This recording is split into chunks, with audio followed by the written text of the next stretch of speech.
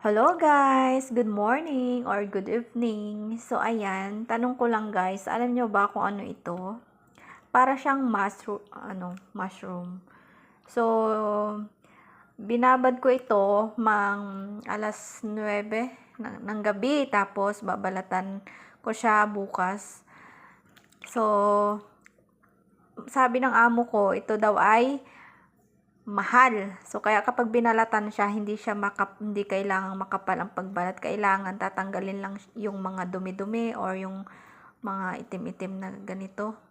Kailangan ganon lang, manipis lang kasi sobrang mahal. Tapos, hahatiin ko to, kumbaga hahatiin ko to sa 4. Tapos, ilalagay sa freezer. Tapos, yung matitira, syempre, igigisa namin sa maraming sibuyas, tapos ihalo sa kanin. So, sino nakakaalam kung ano ito? Para siyang mushroom, pero ewan ko, hindi naman to mushroom. Parang, ganito siya. Parang, ano ba to mo? Parang ano siya, parang alam nyo ba yung parang bukag siya ng niyog? Yung niyog, ganon. Alam nyo yung bukag?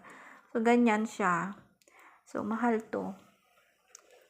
Sa mga nakakaalam, guys, anong tawag ito sa inyo? Para siyang mga kamuting kahoy.